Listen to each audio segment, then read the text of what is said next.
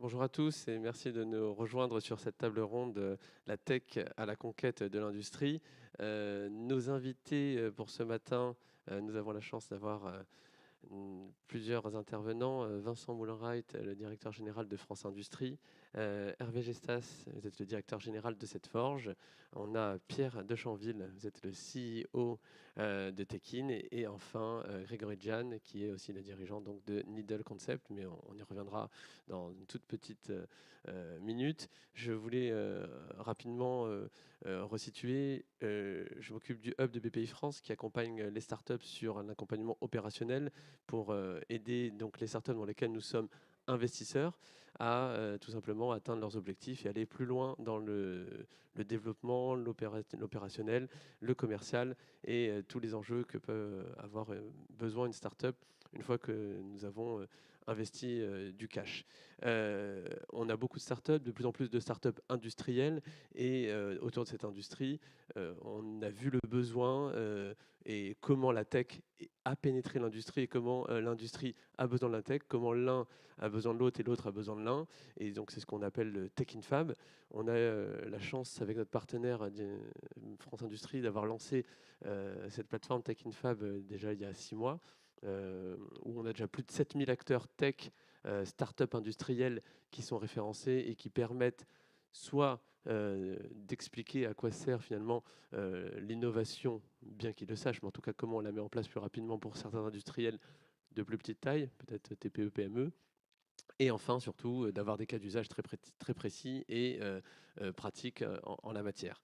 Voilà, c'était pour vous resituer sur Tech in Fab. Et je propose rapidement d'abord de passer la parole, Vincent, pour nous rappeler d'abord France Industrie, en quelques mots, ce que vous faites. Merci. Et donc France Industrie, c'est l'organisation professionnelle des métiers de l'industrie en France. On rassemble l'entièreté des fédérations et des grandes entreprises de l'industrie avec 70 adhérents, que ce soit des fédérations sectorielles, la métallurgie, la chimie, l'agroalimentaire, l'automobile, l'aéronautique et des très grandes entreprises dont les dirigeants font partie de France Industrie. Donc, puisqu'on parle de tech et d'industrie, aujourd'hui la tech dans l'industrie, c'est environ 1500 startups, c'est-à-dire 12 ou 13% des startups inscrites dans la French Tech. C'est à peu près le poids de l'industrie dans le PIB. Sur ces 1500, il y en a 500 qui sont plutôt sur la deep tech. On a déjà 2 licornes, ce qui est déjà une satisfaction. On en a une qui s'appelle Insect dans le domaine des farines animales, qui a une capi d'1 milliard d'euros. Il y en a une autre qui s'appelle Back Market qui fait du reconditionnement de produits électroniques. Et puis on en a au moins une dizaine en préparation. On a InnovaFeed à nouveau dans la farine d'insectes. On a DNA Script dans le médical. On a aussi Vercor dans les batteries pour la mobilité électrique, de Viales, Xfox ou Essential Robotics. Enfin, il y a de quoi faire.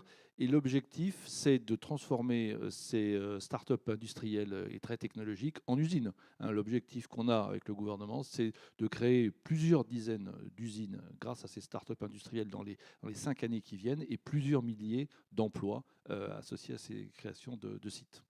Merci Vincent. Je passe la parole à Hervé, donc directeur général de cette forge. Cette forge, on sait qu'il y a beaucoup de tech, beaucoup d'innovation. Vous pouvez nous rappeler d'abord ce Alors, que fait cette forge? bonjour, oui, cette forge. Bon, d'abord, je rappelle ce qu'est cette forge. C'est un groupe de 10 sociétés autonomes qui ont toutes une existence industrielle depuis plus de 100 ans et spécialisées dans la fabrication de pièces critiques multisectorielles, ce qu'on appelle des pièces de forge, donc des pièces de sécurité, principalement pour l'automobile, l'aéronautique, les engins de travaux publics, l'agricole, dès lors qu'on a besoin qu'une pièce tienne dans le temps et donc qui assure la mobilité, quelque part. On fait appel à des pièces forgées. Donc oui, effectivement, la tech chez nous est en place déjà depuis quelques années. Alors, je n'irai pas dans le détail tout de suite puisqu'on verra les choses se dérouler au cours de l'interview, mais on a 900 collaborateurs qui travaillent autour de cette industrie, au service de tous ces secteurs. Et quelque part, on a besoin de l'apport de ces techs pour nous permettre de progresser. Donc il y a eu une émulation, mais on ira sans doute un peu plus loin dans le détail tout à l'heure. Tout à fait, exactement. Merci Hervé. Bonjour Grégory Jan, donc vous êtes le dirigeant, le CEO de Needle Concept. C'est pas forcément une industrie qu'on connaît, mais en tout cas c'est une industrie qui est dans la santé. Est-ce que vous pouvez nous en dire un petit peu plus et nous préciser, nous présenter Needle Concept? Bonjour Jonathan, merci pour cette présentation. Donc j'ai cofondé Needle Concept maintenant il y a un peu plus d'une dizaine d'années, essentiellement basé sur de nouvelles techniques d'injection pour les produits de comblement. Voilà, on s'est développé petit à petit pour arriver justement à ces phases d'industrialisation. Et pour nous aujourd'hui, la tech nous permet justement d'anticiper un certain nombre de problématiques et d'améliorer justement tous nos process internes, que ce soit de flux, et tout en maîtrisant une compétitivité, parce que c'est bien de se réindustrialiser, mais la tech, elle nous permet aussi d'analyser cette compétitivité et, pour pouvoir avancer dans notre développement et sur le secteur de la santé notamment. Merci Grégory. Et enfin, notre invité, je dirais, notre invité tech de cette table, puisqu'on a donc des représentants plutôt dans la partie industrielle, Pierre de Chanville, merci d'être là. Vous êtes le dirigeant de Tekin. Et donc, ma question, c'est évidemment de vous présenter qu'est-ce que fait Tekin en quelques mots, s'il vous plaît. Merci Jonathan. Alors Tekin a été fondé il y a à peu près 4 ans avec la mission de permettre aux marques de basculer leur production massivement en production à la demande. Le corollaire de cela, c'est que ça leur permet et ça les oblige même à relocaliser. Alors globalement, il n'y a pas que la France, c'est la France et l'Europe obligatoirement, puisque sans ça, on s'adresserait à un nombre de personnes trop restreint. Mais progressivement, les deux vont converger. Et pour faire cela, il y a besoin d'énormément de technologies, notamment parce que notre industrie est particulièrement fragmentée et que donc le lien de data entre les différents acteurs au cours d'une production est crucial pour que ça fonctionne. Au-delà de la plateforme collaborative que nous développons, qui est aussi une plateforme 4.0, donc sur laquelle on fait se connecter un certain nombre des équipements de production de nos partenaires, pour accompagner cette mutation, on offre un service clé en main de production à la demande pour favoriser justement d'une part la prise de conscience et les bons réflexes chez les marques, chez nos marques partenaires, et d'autre part pour apporter une assistance aux acteurs industriels qui sont aujourd'hui pour beaucoup sous-équipés et n'ont pas les moyens d'investir au niveau auquel ils devraient pour passer justement dans cette innovation de rupture. Merci Pierre. Je reviens vers vous, Vincent, chez France Industrie. Comment la brique tech est perçue ou intégrée, implémentée, je dirais, autour des industriels que vous côtoyez et que vous connaissez très bien? Moi, je dirais que la tech industrielle se mobilise.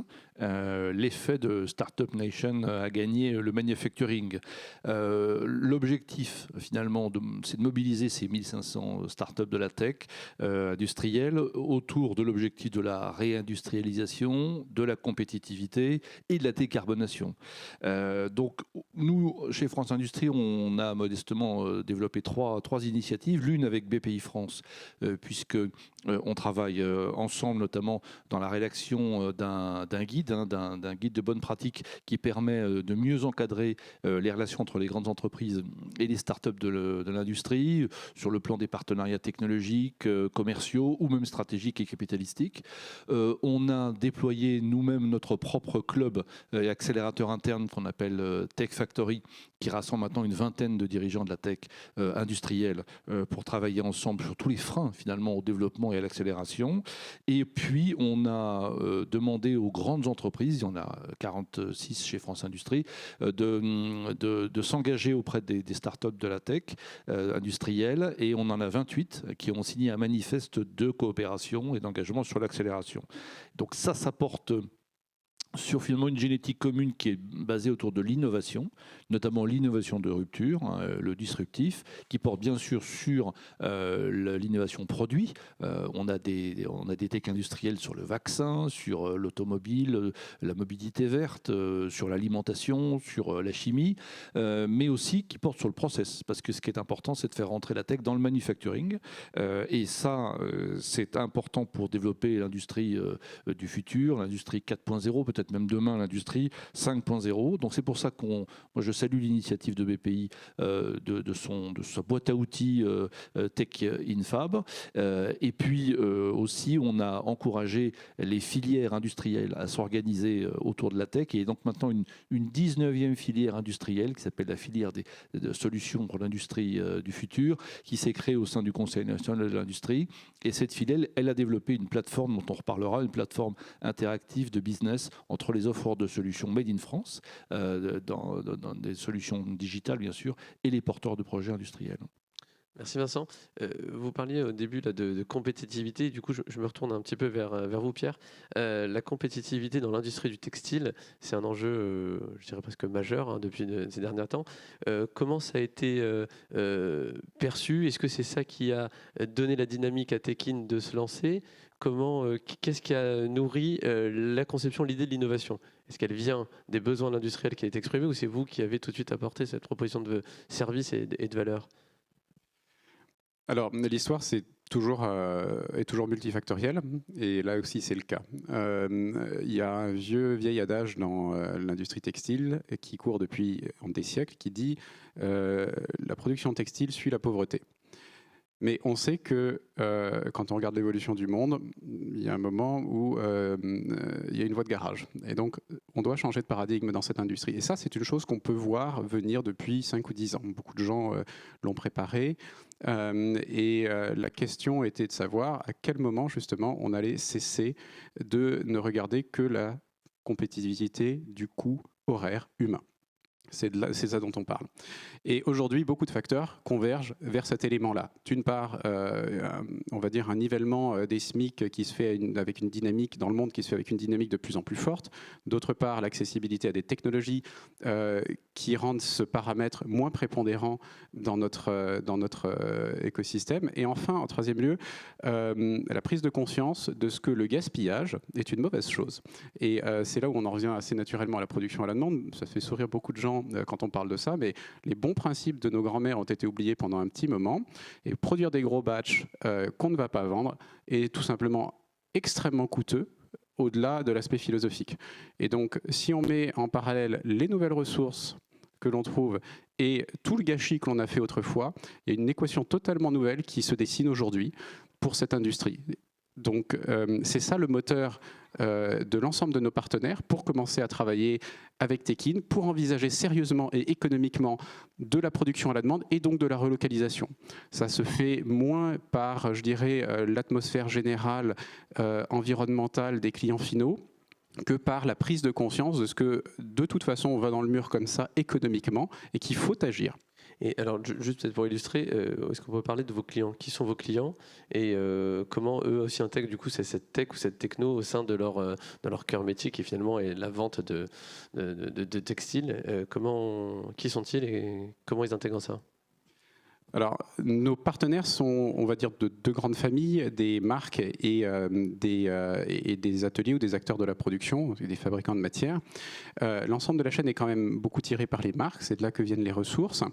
Et donc, pour parler en priorité de ceux-ci, on a d'un côté des acteurs qu'on appelle des DNVB, ce sont des jeunes entreprises très dynamiques, qui sont des gens qui sont déjà nativement digitaux dans leur partie notamment commercialisation, qui n'imaginent pas de toute façon que la production soit différente et en général qui abordent pour la première fois cette industrie et qui découvrent que tout n'est pas comme ils s'étaient imaginé. Donc eux viennent très naturellement dans cette logique-là. La notion de production à la demande, quand on lance une entreprise, elle est logique, on économise ses moyens, c'est le principe même de développement d'une start-up. Donc on a ces types de partenaires avec lesquels les choses sont très naturelles. Et on a donc on a parmi eux un partenaire historique qui est 1083. Et un certain nombre d'autres marques qui sont sur des positionnements soit plus féminins, soit plus fonctionnels. Et on a un certain nombre d'acteurs majeurs comme Redoute, comme Promode, comme Petit Bateau, comme Cyrillus, qui sont des gens qui ont une conscience, la prise de conscience, elle est totalement là de ce qu'ils doivent évoluer. Ils le font en pratique, ils le font progressivement parce que c'est le rythme aussi de cette industrie qui est vraiment rythmé par des collections et voire des saisons.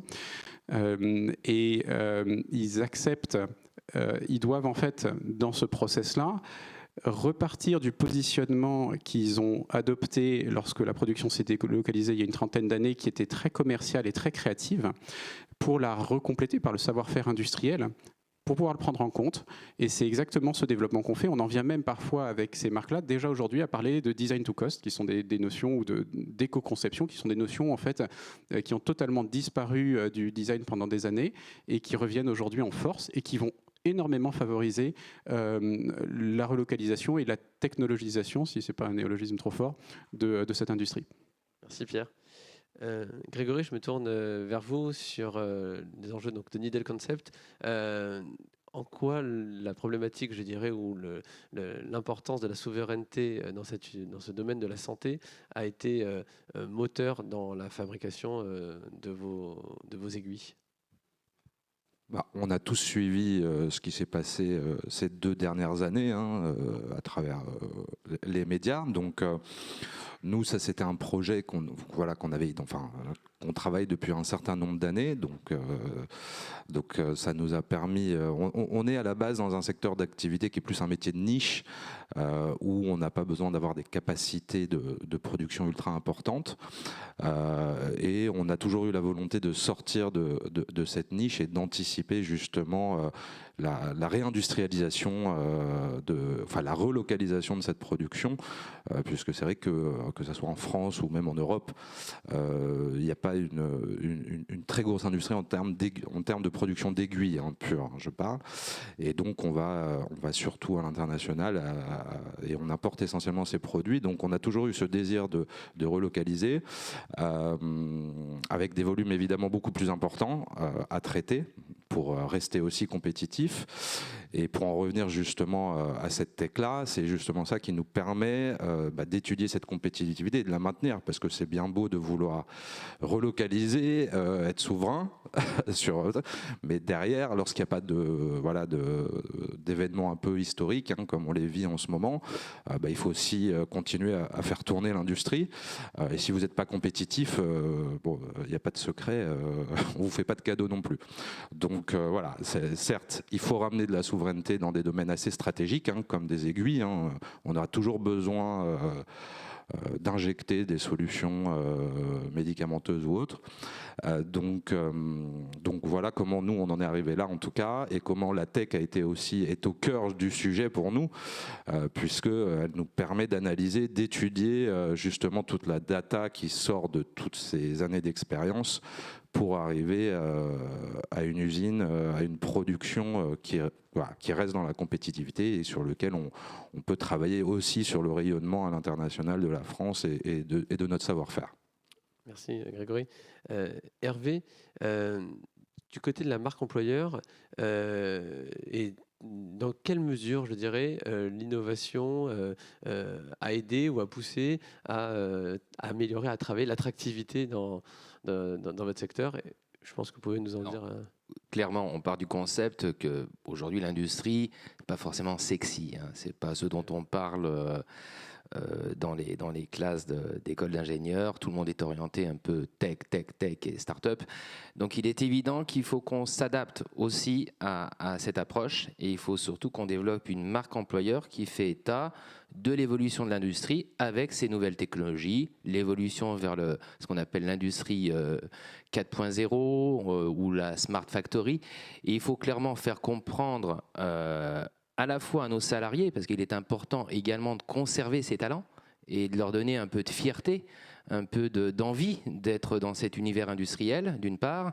Et d'autre part, il faut attirer ces jeunes talents qui sortent des écoles d'ingénieurs comme des écoles de commerce dans nos univers industriels, parce que sans industrie, fondamentalement, la tech aura du mal à se déployer. Il faut être clair, la tech est quelque part à notre disposition pour évoluer, pour aller toujours plus loin. On a parlé tout à l'heure des notions de Lean. Le Lean, on l'a déployé depuis des années chez nous. Il est aujourd'hui très actif dans le numérique. Enfin, c'est quand même des méthodes qu'on utilise en industrie depuis des dizaines d'années. On les déploie, on les applique. Et aujourd'hui, quelque part, le Lean permet effectivement d'aller beaucoup plus loin avec les nouvelles technologies et la tech. c'est la rencontre quelque part de progression. Mais avant d'aller dans le 4.0, il faut d'abord passer par le 2.0, le 3.0, parce qu'il faut être certain de ces procédures, de ces process, et fondamentalement, tout ça nous permet, en déployant la tech chez nous de façon très active, et on en a parlé déjà à l'occasion du déploiement d'une société qui nous aide et qui travaille avec nous, qui s'appelle Mobility Works, c'est une plateforme de maintenance collective, d'attirer ces talents. Parce que finalement, il faut en faire le message, il faut le déployer, et il faut faire en sorte que les jeunes trouvent dans l'industrie des terrains de jeu qui leur permettent de déployer ce dont ils ont envie ce qu'ils ont envie de faire dans leur vie professionnelle. Donc oui, la marque employeur, on y travaille beaucoup chez Setforge. Oui, on la déploie à travers toute notre démarche tech pour faire en sorte qu'on soit attractif aujourd'hui et demain, bien évidemment. Merci Hervé. Vincent, notre ministre Agnès Pannier-Runacher nous parle de 70 000 emplois à venir dans l'industrie. De ce côté, sur la partie formation, sur l'humain, parce que ça rejoint un petit peu ce que vient de dire Hervé sur comment on attire et comment du coup on forme et on mobilise. Vous avez un peu de visibilité ou des chiffres à nous partager sur cette formation ? Alors d'abord, c'est vrai, aujourd'hui l'industrie elle est en tension sur les matières premières, hein, tout le monde le sait, mais elle est aussi en tension sur le recrutement, qui est aussi une matière première clé hein, pour faire tourner une usine, et il faut des hommes et des femmes, et c'est environ 77 000 emplois à pourvoir qui sont dans l'industrie en ce moment, donc c'est un chiffre qui n'a jamais été aussi élevé, donc alors à tous les niveaux, hein, donc bien sûr au niveau encadrement, ingénieur, mais aussi au niveau technicien, au niveau opérateur. Alors, comment la tech peut aider ? D'abord, la tech, elle est consubstantielle maintenant de l'industrie. Elle est partout dans l'industrie. Et ça, il faut le faire savoir. Donc, c'est d'abord un sujet d'attractivité des métiers. Parce que la tech, c'est une source d'innovation, d'abord d'innovation sociale. La tech, c'est l'amélioration des process industriels, c'est la réduction de la pénibilité de certains emplois, c'est l'amélioration de la qualification, puisque cette technologie, il faut l'apprendre, et donc une fois qu'on l'a acquise, on augmente ses capacités, son employabilité, son parcours professionnel sera meilleur. C'est aussi une source d'amélioration de l'innovation managériale et de l'organisation du travail. La tech, c'est aussi de nouveaux métiers, qui sont malheureusement pour l'instant des profils très rares, hein, des data scientists, des ingénieurs de fabrication additive, des conducteurs de machines complexes, de la maintenance prédictive. Et aussi la tech, ça conforte l'industrie dans la quête des jeunes sur le sens de leur métier. La technologie, elle va aider beaucoup l'industrie à proposer des solutions sur la décarbonation, par exemple. Et ça, c'est un sujet qui inspire beaucoup de nos jeunes, que ce soit l'efficacité énergétique, le travail sur l'hydrogène, les nouvelles sources d'énergie, le recyclage, l'éco-conception. Donc, c'est important de travailler sur l'attractivité des métiers. C'est d'ailleurs pour la raison pour laquelle aujourd'hui à Paris, donc à Bercy, à côté d'ici, on a une étape du French Fab Tour hein, que soutient notamment les métiers de la métallurgie et qu'on ira visiter juste après d'ailleurs. Et puis c'est la raison pour laquelle la semaine du 22 novembre, on déploie avec tous les partenaires et l'État la semaine de l'industrie hein, pour augmenter l'attractivité des métiers auprès des jeunes et notamment auprès des jeunes femmes puisque la mixité est encore un peu en retard dans l'industrie. Mais on y travaille. Merci Vincent. Donc l'attractivité, effectivement, c'est un vrai sujet. Et on va partir du postulat que c'est en marche et que ça prend. La question, du coup, là, je vous la pose un peu plus d'abord à vous, Grégory, sur comment est mis en place chez Needle Concept la feuille de route, cette stratégie d'innovation. Partant du postulat qu'on a l'attractivité des métiers et que vous ayez les talents, comment c'est mis en place chez vous ? C'est une vraie question. Merci. Et pas évident d'y répondre. Donc c'est un travail d'équipe évidemment. On est en veille hein, sur tout ce qui peut se passer, voilà, évidemment sur toutes les innovations dans la tech, mais aussi évidemment dans les outils de production. Sans ces innovations, on ne pourrait pas être compétitif. notre idée à nous, aujourd'hui, on n'est pas dans la production de produits disruptifs, mais on essaye de trouver une disruption dans nos flux de production, en fait. Hein. C'est toute une réflexion en amont où on part pas forcément d'un produit, on essaye surtout d'optimiser au maximum voilà, toute cette chaîne de valeur qui nous permet d'avancer plus vite, d'être beaucoup plus réactif. On est dans un métier qui est ultra réglementé, hein, le monde de la santé. Je pense qu'en termes documentaires, ça prend beaucoup de place. Donc voilà, comment pareil, on arrive à un time to market après une innovation qui soit relativement rapide. Hein, ça peut durer 6 mois, 1 an, 2 ans, au moment où vous avez une idée et au moment où vous pouvez la mettre sur le marché. Donc derrière, toute cette nouvelle techno nous permet justement d'améliorer ce process, de le fluidifier, d'aller plus vite pour derrière répondre voilà, à un marché plus efficacement et plus rapidement. Vous avez eu des freins sur cette mise en place de cette feuille de route ou pas?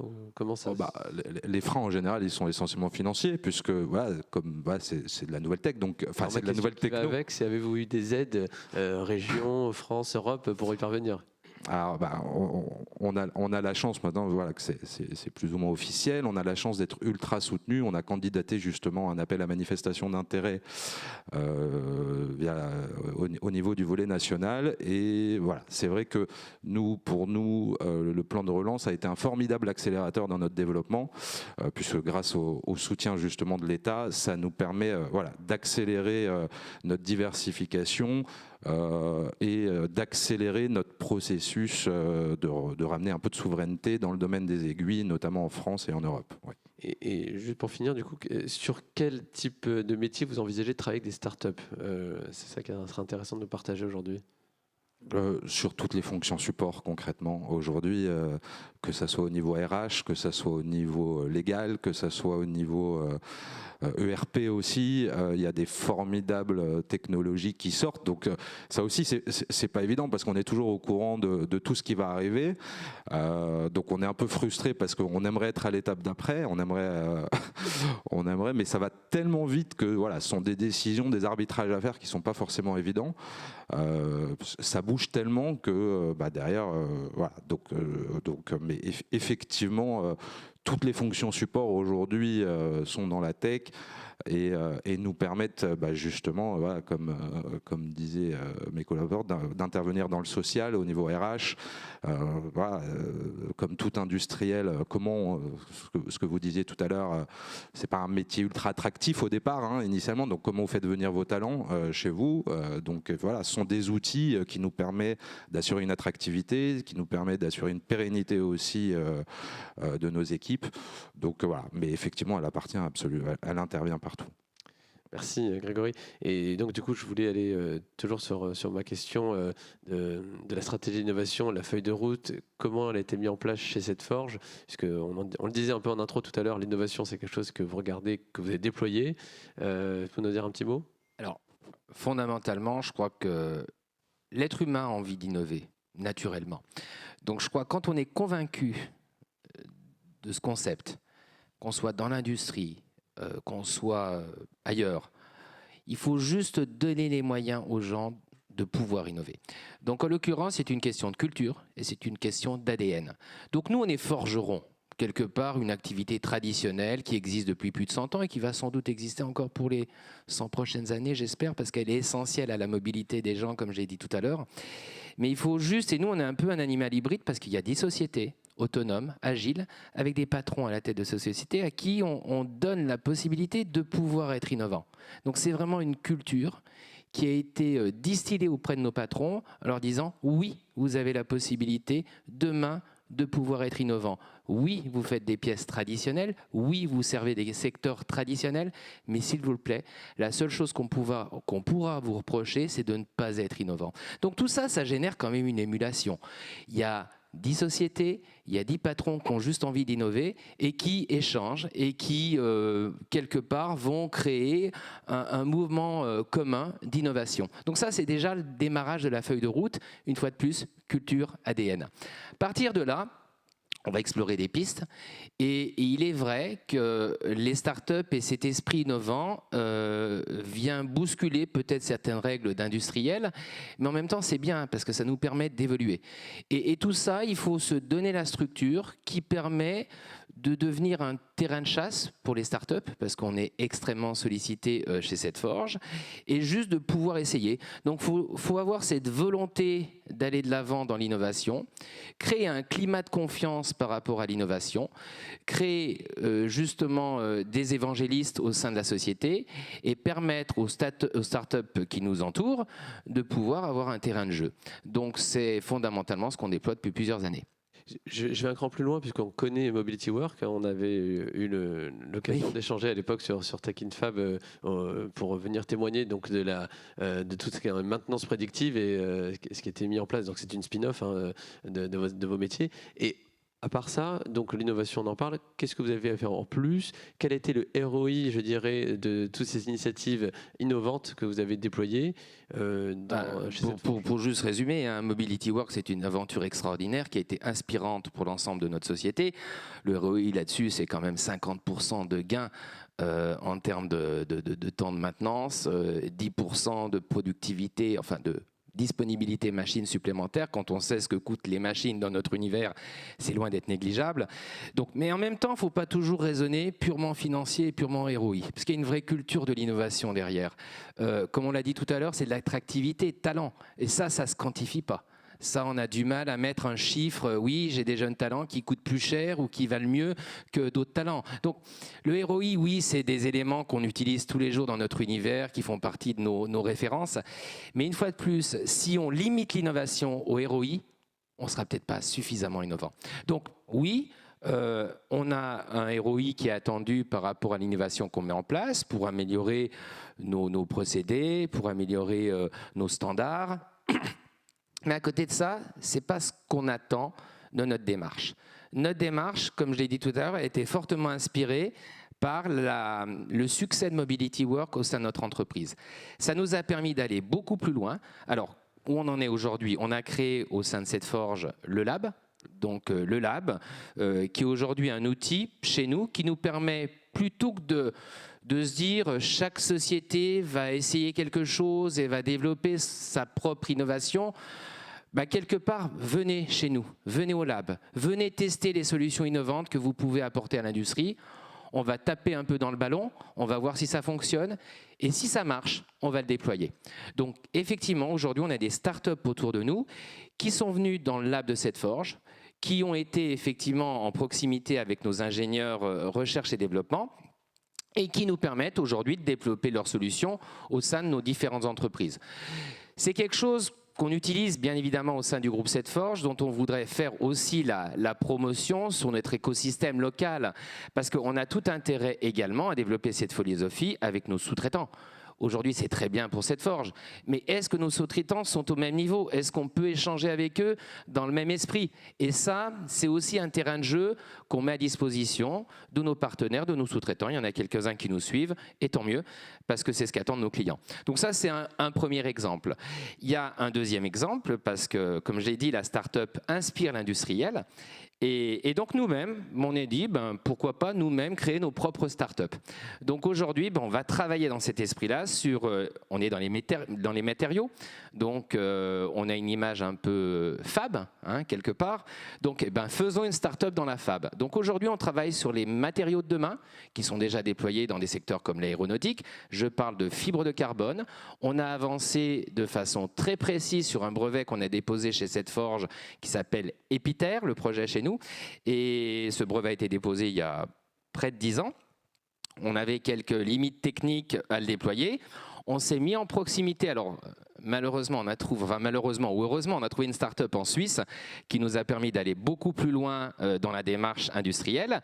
Et aujourd'hui, on est pratiquement en finalité d'un vrai produit qui vient se compléter à la fab et qui nous permet d'aller plus loin sur des produits d'avenir.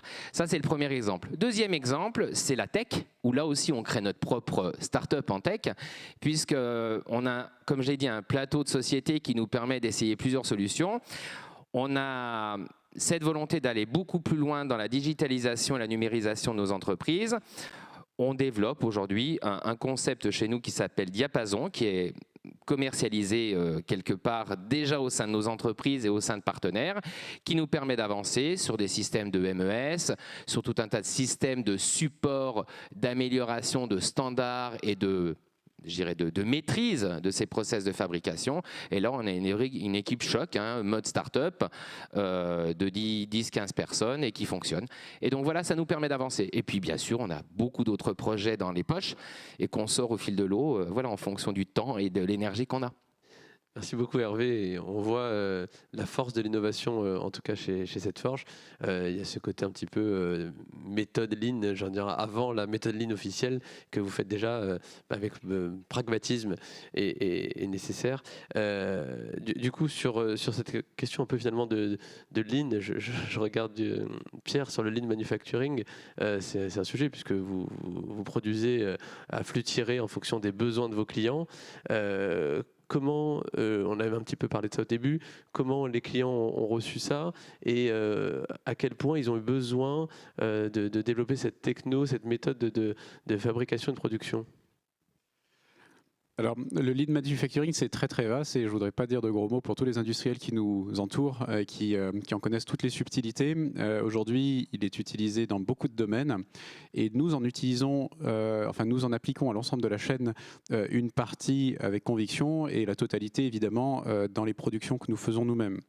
Là où donc on touche les marques en termes de lean manufacturing, c'est effectivement cet aspect de flux tiré qui est une des composantes du lean manufacturing et également tout ce qui touche à la gestion des stocks, puisque sans gestion des stocks de manière propre, on n'a pas de flux tiré. Et ça a été une petite victoire en fait d'en arriver là. Ce deuxième point, donc quand vous êtes une marque aujourd'hui, en général, quand vous étiez une marque, on va dire il y a 10 ans, parce qu'aujourd'hui ça change justement, vous trouviez quelque chose qui vous plaisait, vous me disiez j'en veux un container, envoie-moi ça. Et le reste n'était pas vraiment une préoccupation importante. Il y a 30 ans à l'inverse, tout le monde savait, chez les marques, que pour produire un vêtement, il fallait de la matière en telle quantité, qu'on pouvait en commander à tel rythme, qu'on l'aurait livré à tel moment. On avait un Kanban absolument à chaque niveau, c'était dans la tête des personnes. Et ça marchait très bien à la main. Dans l'automobile, on le faisait de manière un peu plus automatique, mais ça marchait très bien. Donc ça, en fait, les marques le redécouvrent et l'acceptent. C'est extrêmement intéressant parce que nous, on l'interprète comme justement de la compétence qui revient.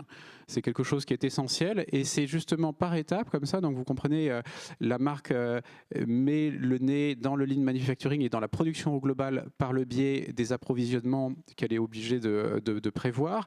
L'étape d'après, c'est d'intégrer ça à une étape plus amont de son process qui est dès la conception. Et c'est comme ça que petit à petit, en fait, on enrichit vraiment en amenant la notion de manufacturing, même avant du lean manufacturing, mais dans le cadre justement plus rigoureux du lean manufacturing, on enrichit les capacités des marques et on les outille pour l'avenir dans lequel justement on ne pourra pas gaspiller. Donc il faudra être lean sous tous les aspects. Merci Pierre. Du coup, je comprends quand même que d'un niveau de maturité de vos clients, j'allais dire, il n'y a pas eu un travail d'évangélisation à faire. Vous êtes arrivé un peu avec une solution presque miracle. En tout cas, ils vous ont accueilli bras ouverts. Est-ce qu'il y a besoin d'enfoncer encore des portes avec une autre pan de l'activité ou ça passe facilement? Enfin, comment va se passer le déploiement de Tekin dans les prochaines années? Il va très bien se passer. Ça, c'est une certitude. Non, on n'a pas besoin d'évangéliser une personne qui est en charge d'une marque ou d'un atelier sur ce qu'il faut faire. Je pense que tout le monde en est très conscient et les contraintes qui s'accroissent tous les jours dans ce sens-là, le Covid a été un petit accélérateur, mais même pas tout seul en fait. Il y a énormément d'aspects de ce qui évolue, que ce soit donc la dépendance sur les matières, mais également sur les productions, les problématiques logistiques qui vont s'accentuer avec de plus en plus de difficultés à envoyer par avion quand on a oublié 3 pièces au fond d'un container et qu'on en a absolument besoin. On peut citer les contraintes réglementaires, environnementales qui viennent petit à petit, sur lesquelles tout le monde se prépare à ne pas vouloir avancer, mais à devoir le faire. Donc c'est tout à fait normal. Tout ça fait que, de toute façon, il va falloir y aller. Donc, tous nos partenaires ont une vision très claire de ce vers quoi nous allons. La difficulté, elle est dans l'implémentation. On est dans de la production, on est dans de l'industrie.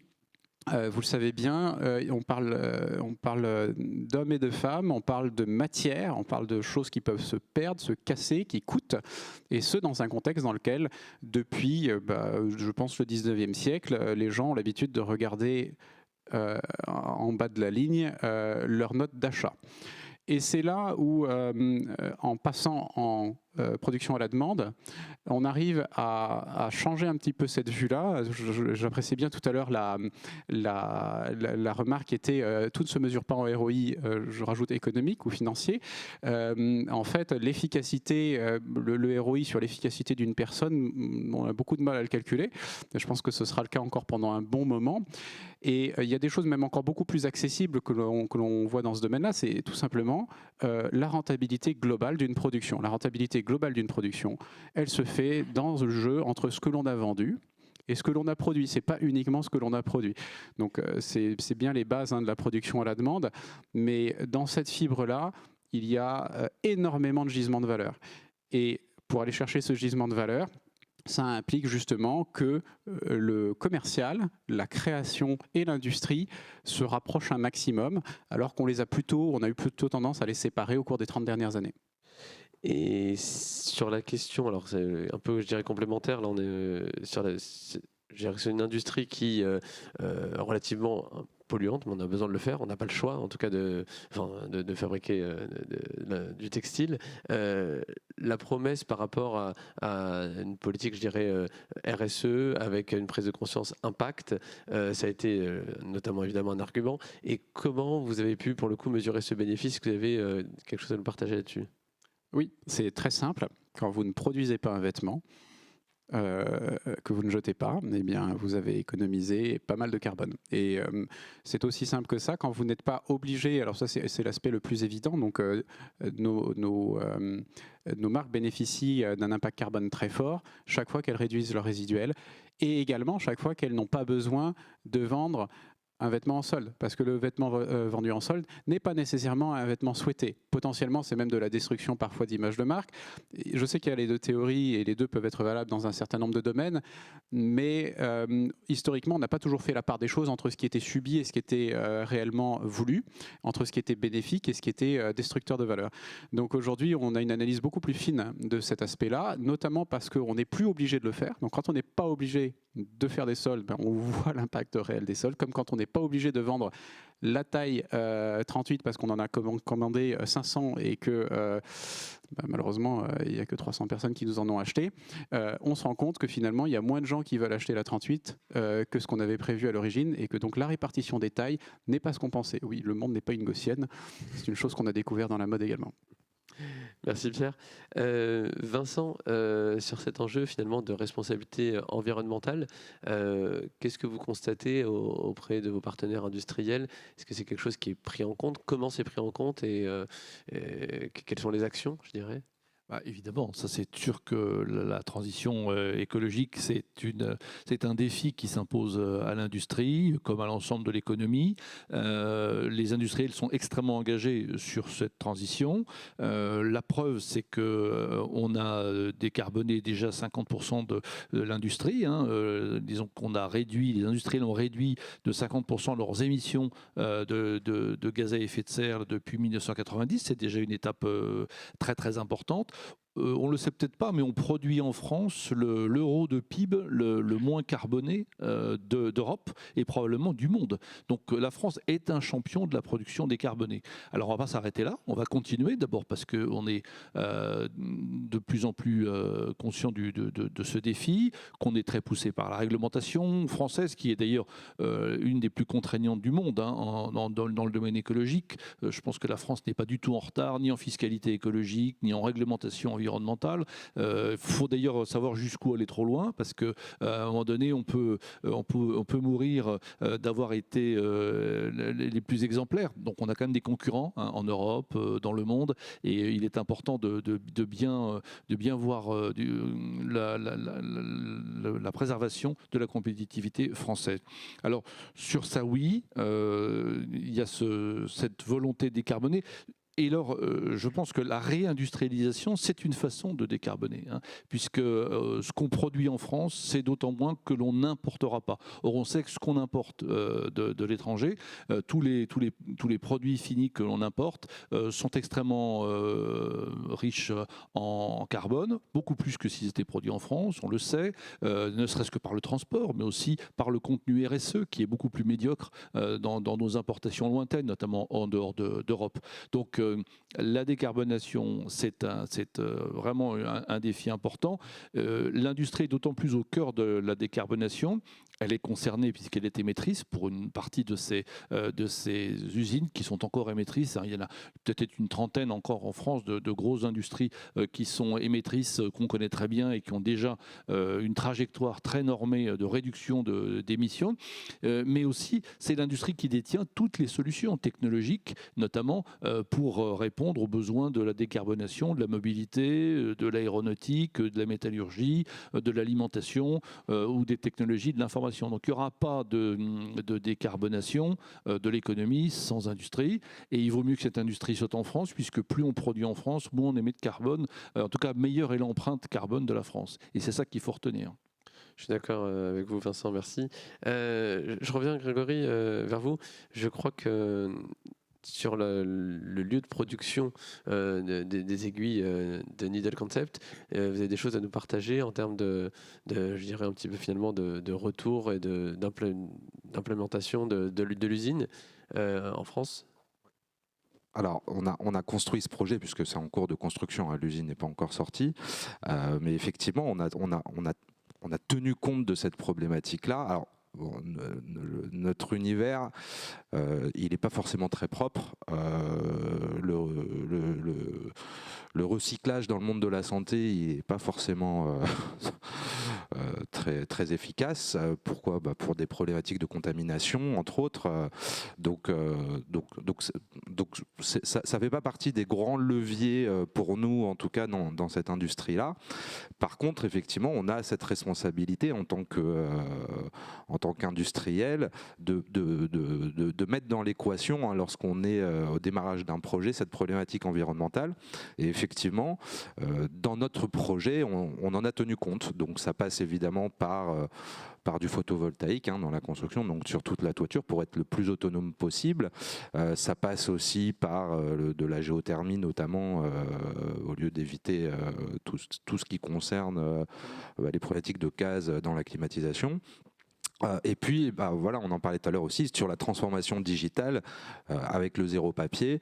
Et comme vous l'avez dit aussi tout à l'heure, voilà, plus vous industrialisez, vous relocalisez, effectivement, forcément, il y a moins de transport en fait. Hein, donc, et comme pour la plupart des industriels, il y a une part d'importation qui existe dans les flux de production, forcément, si vous ramenez la majeure partie de votre flux de production, vous avez un produit qui, au final, est moins carboné, on va dire, puisque voilà, le transport est moins présent dans votre chaîne de valeur.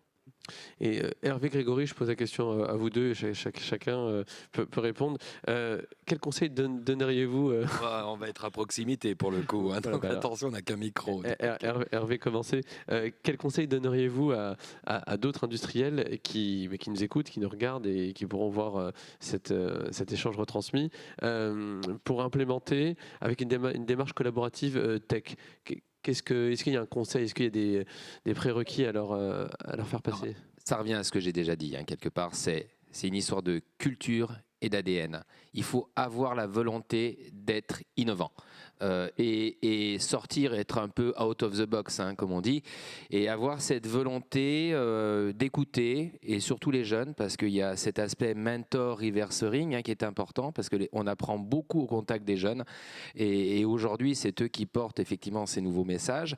Donc dans l'industrie traditionnelle, il faut ouvrir les chakras, il faut être totalement open-minded sur toutes les innovations, pas rejeter d'un revers de main tout ce qu'on peut nous proposer et avoir cette volonté d'aller plus loin.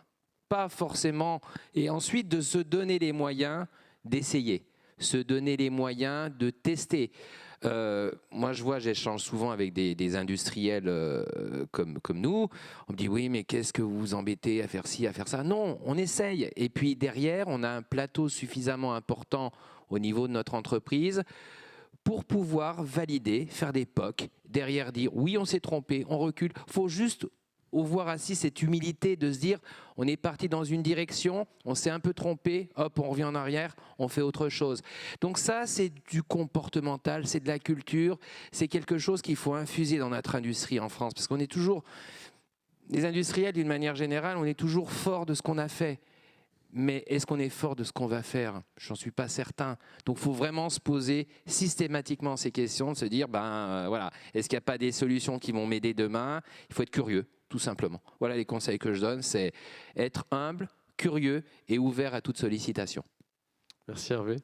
Grégory, tu veux jeter un mot sur les conseils Et j'ajouterais, en tant que dirigeant, ça vous pousse à vous remettre en question continuellement. La veille justement sur ces nouveaux outils, on va dire, qui est en constant développement. Donc vous êtes tout le temps challengé, vous êtes voilà, donc chaque décision qui est prise grâce à la tech vous permet soit de la valider ou de l'invalider, vous permet évidemment derrière de, voilà, ce que vous disiez, l'innovation elle est au cœur justement de l'ADN de la tech, c'est-à-dire que si l'industriel n'a pas une réelle volonté d'innovation, le lien avec la tech devient très compliqué, puisque la tech vous pousse justement dans votre retranchement, dans le fin fond de vos process. Donc d'un côté c'est génial puisque vous allez vraiment dans le détail de tous vos process, ça vous pousse vraiment à aller au fin fond du process que vous n'aurez même pas peut-être imaginé en tant que dirigeant, mais derrière il vous permet de l'améliorer aussi. Persévérance et résilience. Ce sont des agilité qu'on retrouve à chaque fois. J'aurais une dernière question avant de passer question au public qui est là. Et c'est une question un peu globale pour vous tous. Nicolas Dufourcq nous expliquait comment on avait besoin de chasser en meute pour réindustrialiser et pour dynamiser nos industries. En quoi le collectif et le réseau ont été une réalité, je dirais peut-être pour chacun d'entre vous, ou si vous voulez partager ça. Je vais prendre la parole aussi parce que BPI en fait partie des accélérés de BPI France, donc ça a été une véritable aventure.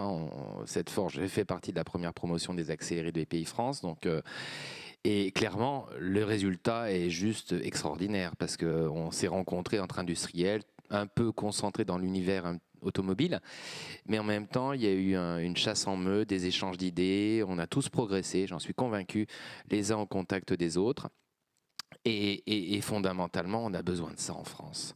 On a trop tendance en France à vouloir être dans son univers un peu protégé. Est-ce qu'il va m'apporter quelque chose? Est-ce qu'il va me copier? Non, il faut qu'on ouvre notre solidarité en France. Aujourd'hui, on a un marché planétaire et il faut juste avoir cette volonté de travailler ensemble. Nous, on a réalisé des choses extraordinaires. On vient d'être même quelque part félicité par un client allemand qui nous a dit mais comment vous avez fait en France pour travailler ensemble alors que vous n'avez pas de lien capitalistique entre vos deux sociétés? Juste parce qu'on a voulu chasser en meute. Donc c'est des exemples qu'il faut mettre en place et vraiment j'invite tout le monde à juste éviter de vouloir trop se protéger. Aujourd'hui, il n'y a rien de protégé. On le voit bien, la cybercriminalité, elle est là tous les jours. Il n'y a rien de protégé. Donc juste créer un climat de confiance, créer l'envie de chasser en meute, et on y arrive. Nous, on a des exemples concrets tous les jours. Donc, il faut juste avoir envie, quoi. Excellent, ça fait plaisir à entendre. Vincent ? Moi, je pense que c'est vrai que le savoir-faire de chasser en meute n'est pas, dans le pays gaulois que nous sommes, la meilleure qualité des Français. Il y a des Européens qui le font bien mieux que nous. Donc, les Allemands, les Italiens, les pays du Nord le font mieux que nous. Les Français s'améliorent. Sur l'export, c'est une obligation de chasser en meute. Sur la tech, je pense qu'on s'est vraiment beaucoup plus pris en main parce que c'est une nouvelle génération qui est arrivée. Moi, je veux dire, dans le cadre de France Industrie, le collectif, on connaît bien, puisqu'on a même réussi à marier dans la même organisation des fédérations, qui sont donc des organisations, des corps intermédiaires, avec des grandes entreprises en direct. Et ça se passe très bien. Donc on a créé une nouvelle organisation professionnelle, une espèce d'ovni dont on nous avait dit que peut-être que ça ne fonctionnerait pas. En fait, ça fonctionne très bien. Et en ce moment, on est en train d'intégrer donc ces startups dans France Industrie, donc les bébés avec les grands-parents, on va dire, et les parents. Donc, et ça se passe très bien. Mais en fait, le marché et la digitalisation est demandeur de collectifs. Je vous donnerai un exemple. Il y a 10 ans, les architectures digitales de filières industrielles étaient organisées en France autour de 2 filières, l'aéronautique et l'automobile. Elles savaient à peu près dans leur supply chain digitaliser toute la chaîne de valeur. Aujourd'hui, et c'était pas beaucoup, 2 sur une vingtaine de filières industrielles qu'on a en France. Aujourd'hui, 10 ans après, on en a 6 qui fonctionnent et on en a 8 en réflexion. C'est-à-dire que tous les maillons de la filière, donc c'est vraiment le fait de chasser en meute d'un point de vue domestique, se sont mis en marche. Alors chacun dans sa spécialité, la construction parce qu'il y a eu le BIM qui est arrivé, et donc on a maintenant une plateforme digitale pour les industries de construction, mais aussi la santé, aussi l'agroalimentaire. D'autres secteurs, le naval, le ferroviaire, demain la chimie ou d'autres secteurs, c'est vraiment, et le textile, c'est vraiment une obligation parce qu'on ne peut pas rester chacun cantonné dans son tronçon, dans son maillon. Il y a, grâce au digital ou à cause du digital, cette obligation de collectif qui rend la démarche agile. Merci Vincent. Et un dernier mot sur... Oui, je voudrais juste abonder dans le sens et de Vincent et d'Hervé, en soulignant le rôle assez exceptionnel de la BPI dans cet écosystème en tant que tiers garant. Je n'irai pas jusqu'à dire, je travaille 10 ans en Allemagne et on s'est vraiment posé la question de savoir si on lançait Tekin en Allemagne et en France il y a 4 ans. On est venu en France notamment pour cette raison et également parce que je pense que les Français ne sont pas si mauvais que ça. Les Allemands ont l'habitude de travailler ensemble un peu par nationalisme économique et ils bordent ça avec des contrats de manière très forte à l'anglo-saxonne parce que malgré tout, ils ont été très imprégnés de cette culture. C'est un vrai frein en fait. Et nous n'avons pas ce frein. Alors c'est un atout dans une certaine dimension, mais nous en avons d'autres. Et donc, je crois même que nous pouvons faire mieux. Et effectivement, avec l'aide de la BPI, mais ça ne se fera pas non plus sans la volonté de chacun, sans le fait d'éliminer notamment une sacro-sainte crainte de la concurrence, qui est quelque chose qu'on a beaucoup cultivé chez nous, qu'on n'a pas toujours verbalisé. Donc, voilà, je voulais profiter de l'occasion pour le souligner. Non, la concurrence, c'est une très bonne chose. Elle nous mène toujours plus loin. Il suffit d'avoir confiance en ses équipes, en soi et en ses partenaires, et ça se passe très bien. Je partage et c'est tout à fait... En tout cas, je veux juste dire que vous avez bien fait de lancer l'entreprise en France et on a besoin d'industriels et encore plus et d'entrepreneurs français avec cette bonne dynamique. Donc, merci beaucoup. On va passer une question au public si on a encore une petite minute, je crois. Pardon. Donc, bonjour à tous et à toutes. Je vais passer... dans un souci de respect des normes sanitaires avec le micro. Si vous avez des questions, faites-moi signe. Merci. Alors, bonjour, je m'appelle Soufiane Akik. Vous avez tous parlé de compétitivité. Et je voudrais savoir, chacun d'entre vous, comment vous la définissez, globalement, en quelques mots. Voilà.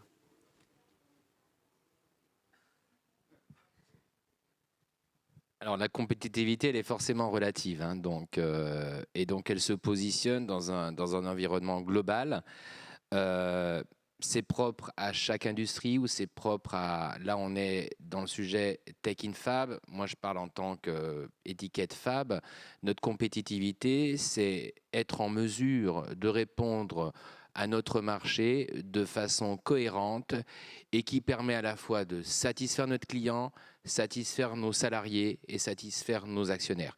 Donc c'est un petit peu la vocation qu'on a chez nous. On est compétitif dès lors qu'on a réussi à satisfaire l'ensemble des parties prenantes. Après, je n'irai pas dans le détail, si vous voulez, de nos particularités profession, mais je crois qu'il faut, une fois de plus, toujours se positionner par rapport à notre environnement. Et c'est propre à chaque industrie ou c'est propre à chaque technologie. Moi, je parle de la Fab, je ne suis pas en mesure de prononcer la compétitivité de la tech à ce niveau-là. Merci Hervé. Un petit mot de fin, parce qu'on va devoir rendre l'antenne aussi. Juste pour compléter, je pense que c'est une très bonne définition de la compétitivité, parce qu'on ne peut pas ramener la compétitivité uniquement à la compétitivité coût, hein, mais ça malheureusement en fait partie. Hein.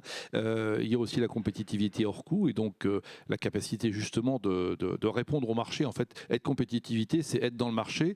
La première mesure de ça, c'est l'exportation. Si vous exportez beaucoup, ce que la France fait de moins en moins bien, vous êtes compétitif. Sinon, il y a un problème de compétitivité. On voit encore qu'en France, l'industrie et les biens manufacturiers ont encore un souci de compétitivité qu'il faut que l'on travaille.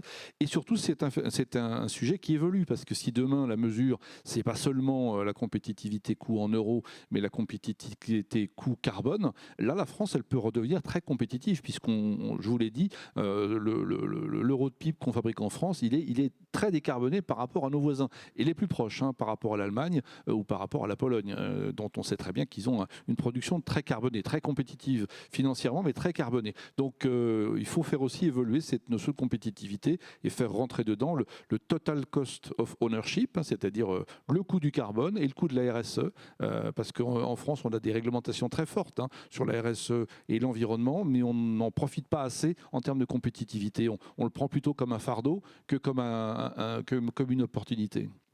Merci beaucoup Vincent, merci à Tekin qui était notre start-up témoin sur cette table ronde.